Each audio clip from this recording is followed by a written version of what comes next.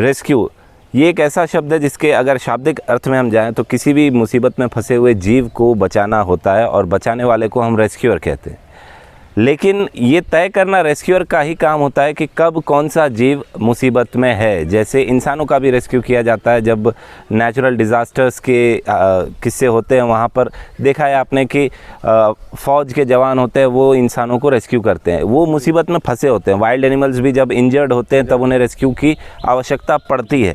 लेकिन रेस्क्यूअर्स कई सारे ऐसे हो जाते हैं, खासकर हम अगर स्नेक फील्ड में देखें, हमारे रेप्टाइल फील्ड में, तो जब आवश्यकता नहीं होती है वहाँ पर भी रेस्क्यूज़ करने के लिए पहुँच जाते हैं।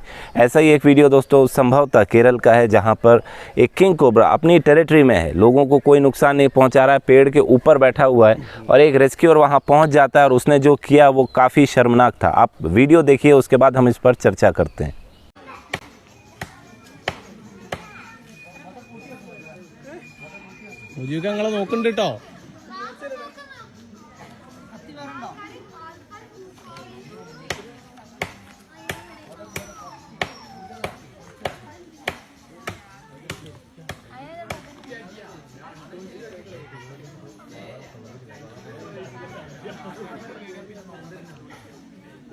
അതാ കൗങ്ങിലോട്ട് കയറിവിട്ടോ ചിലപ്പോ.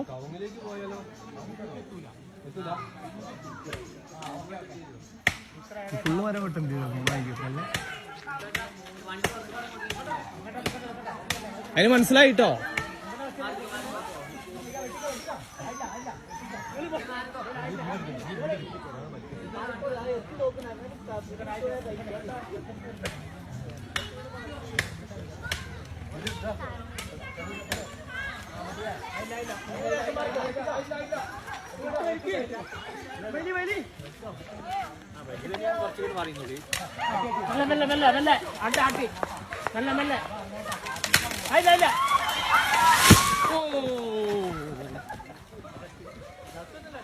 അത് സീനായി.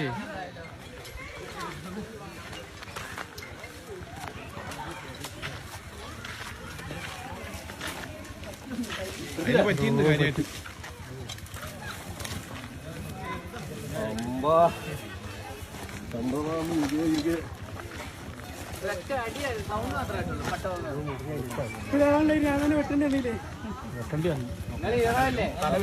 നോക്കണേ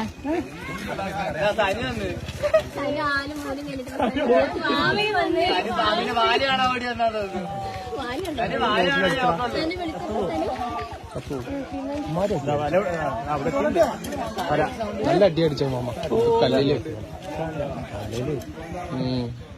मनोज जी, वीडियो आपने भी देखा है और क्या वाकई में इस किंग को रेस्क्यू किए जाने की ज़रूरत थी? देखिए, वीडियो मैंने भी देखा है, मेरी टीम ने भी, हमारी टीम ने भी देखा है और कई ऐसे दर्शकों ने देखा है। कईयों को समझ आया भी होगा, कईयों को नहीं भी समझ आएगा। लेकिन मैं अपने दर्शकों से बता देना चाहता हूँ कि जो किंग कोबरा था, पहली बात तो एक उसके अपने टेरिटरी में था, वो वहाँ पर था, मतलब कि वो उसका टेरिटरी है, वहाँ पे रहता है, सेफली रहता है। दूसरी बात ये है कि आपने वीडियो में देखा कि वो 25 से 30 फीट ऊपर एक पेड़ पे लिपटा हुआ है। कितना हैवी सांप होने के बावजूद इतने ऊपर लटका है। अगर ज़्यादातर अगर 100 आदमी को वहाँ से पास भी होते हैं, 90 से 95 लोगों को वो दिखाई तक नहीं देगा। दूसरी बात, जिनको वो दिखाई देता है वो कॉल करते हैं एक रेस्क्यूअर को, और वो रेस्क्यूअर क्या करता है, आपने देखा कि किस तरीके से उस पेड़ को कटवा के गिराता है कि इतना हैवी सांप जो होता है दोस्तों, अगर 2 से 3 मीटर ऊपर से भी गिरता है तो काफ़ी ज़्यादा चोट की संभावना बनी रहती है। अब बात ये है कि वो तो 25 से 30 फीट ऊपर से गिरा है।